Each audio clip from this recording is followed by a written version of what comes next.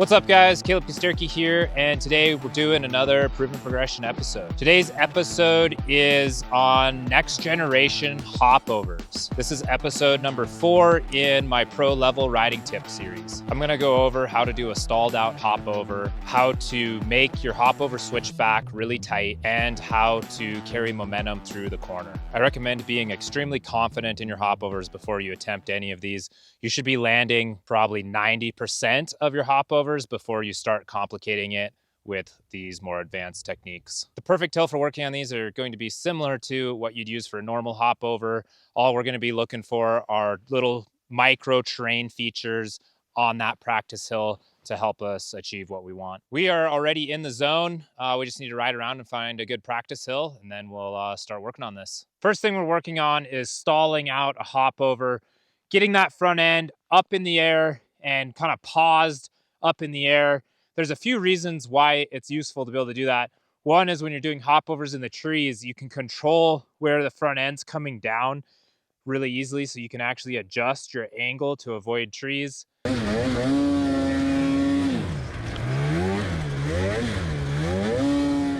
And then 2, they look cool, and it's just gonna help you progress your hopovers to the next level. So we got a good practice hill here. I'm gonna demonstrate this maneuver in real time and then walk through the trench and explain how to do it.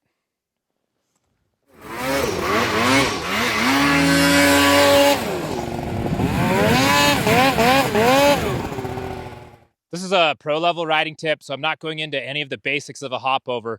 We're just focusing on how to take a normal hopover into a stalled out one. So I came in with a little more speed than I would for a normal hopover. I picked this contour right here to help give me a little more ski lift. Kind of the most important part about this is getting the ski lift around the corner. So this contour was perfect. If I just had the slope angle that was down there, I would have had to fight the sled more to get the ski lift. So came in hot, let it trench, used the contour to get the ski lift, got the front end up, and kind of let it chew. And then as my sled was getting near vertical, or I had, the ski lift that I wanted for this, I let off the throttle, grab a little bit of brake, and let the front come down. It's important to get your ski lift after about 3/4 of this corner or even more, because if you get your ski lift too early, it's going to end up turning into a bow tie and you're not going to be able to stall it. And if you get your ski lift too late, then your sled's going to end up pointing straight downhill. You really got to time that ski lift right here. You also want to time that stalled out part with your sled at least pointing horizontal or even pointing downhill a little bit. That's going to make it easier to ride out. If you stall your sled out and your skis are still pointed uphill a bunch, when that front end comes down, you're going to trench out and get stuck. The timing of your hop doesn't really change that much from a normal hopover. I would say for me, it's really just dependent on how the sled comes around and when that skid rebounds. On a stalled out hopover, generally the skid's going to rebound as soon as you let off the throttle. So that would be kind of the perfect time to do it. If you hop too late on this, it's going to kind of turn into a bow tie. So I've actually done it where I stalled it out and I was pointed too far downhill and I hopped to do a hopover, but then actually had to hop back to do a bow tie.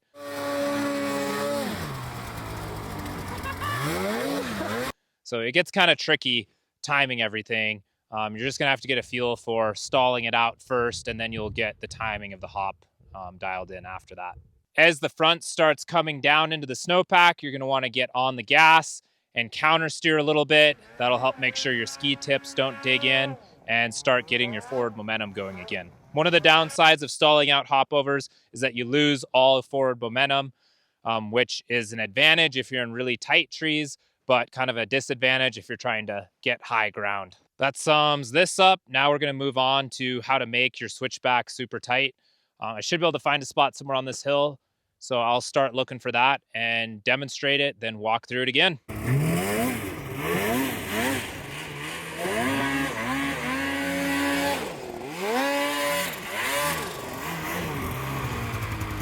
That was super tight, but it was so tight that it'd be hard to explain that maneuver. So I'm gonna find another spot and do it again. A demonstration that's easier to teach off.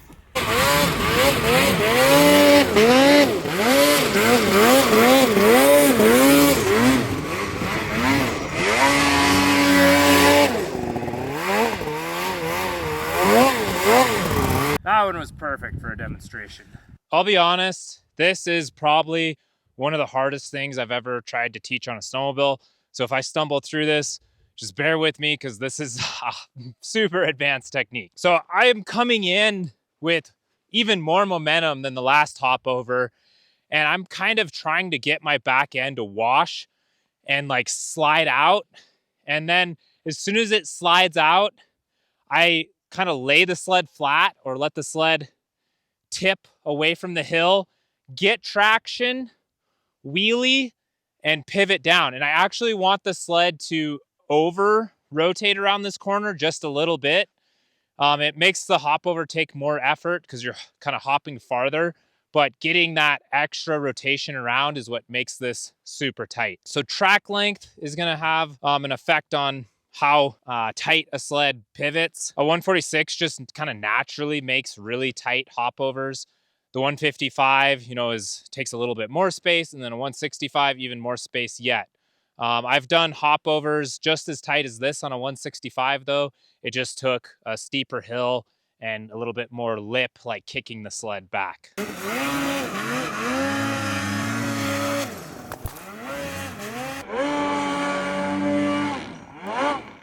So steep hill or a corner of a pillow or something like that is key for making these tight. You're actually using gravity to kind of help you make this pivot condensed. If you're on a shallower slope, you can still do a fairly tight hop over, but you're gonna have to be in a wheelie for the whole thing. The more that front end is up, the less track is in the snowpack and the tighter it'll allow you to pivot. Sometimes when I'm in really steep trees, I look for features and contours kind of like this to help make my hop over tighter. Really deep days and really steep trees, your hop overs are always going to be tight because you can't get traction around the corner like I did on this. That wraps up doing hop overs in a tight switchback like this. Now we're moving on to carrying momentum through a hop over. I didn't actually learn how to carry momentum through a hop over until the end of last year. So this is something that's relatively new to me, but it's been a game changer while riding steeper trees and really gnarly terrain. I think having a turbo's really helped with it because the sled actually has the power to carry momentum through a corner, where an NA sled just kind of lacks the power to build momentum through the switchback.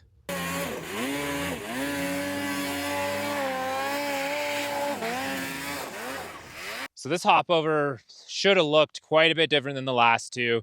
My approach angle was less horizontal and I had a little bit more up angle. And that's because if you come in with speed completely horizontal on a hill, the chances of washing out are really high. So I try to adjust my angle just a little bit to compensate for that. And then instead of looking for the steep part of the hill, I'm actually looking for the flattest part of the hill to be able to carry more momentum so I don't trench out. Like I want this switchback distance to be wider than what I've been demonstrating for these other ones, because that's the only way to carry momentum. Normally, this like 3/4, 7/8 mark, I'd be letting off the throttle.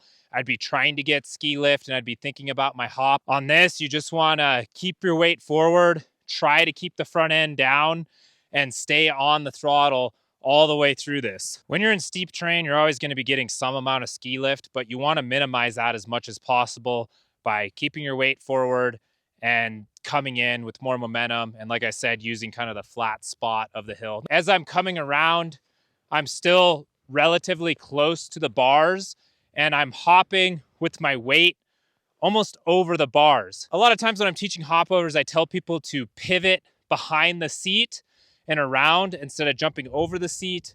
For this style of hop over, you kind of have to jump over the seat more, just so you can keep your weight forward and stay in that attack position. If you have to chop the throttle here to maintain control, there's nothing wrong with that. Just try to get back into it as quick as you can so you're not losing momentum. So coming out of this corner, I had a ton of momentum already, and I had a lot more line options going up than I otherwise would have. That's where this maneuver becomes such an advantage, is when you need momentum after the switchback. I think I had to chop the throttle a little bit somewhere in here just to maintain control. But like I said, there's nothing wrong with throttle chops. You want to think about your overall momentum and whether you're sustaining that through this entire line or whether you're losing it and having to reset. Doesn't matter what maneuver you're doing, you should always be looking up and having a couple routes in mind. But it's even more important with this one because you're carrying so much speed. I like to have my route already planned. Something like a 10-foot window where I know I'm good to go, haul an ass. So in this case, I knew in between that upper pillow and that lower pillow, there's this window. And as long as I was in that window, I wouldn't have to let off or reset. I could continue my momentum up. A lot of the things you do to make this happen are the opposite of the things I tell people when they're learning hopovers. So you kind of have to relearn the whole idea behind the hopover. But like I said at the start, I really think it's worth the time and energy invested into learning this because it just opens up insane lines you can pull when you do like switchbacks through cliff bands or you're trying to ride really steep, gnarly trees. That wraps up next generation hopovers. Hopefully you guys found this helpful and it'll help you take your advanced level hopovers to a pro level. This was the last episode of the pro level riding series. If you enjoyed this series, drop a comment and let me know. I was thinking about doing the same type of thing for advanced maneuvers. So if I get a bunch of positive feedback, I will work on those next.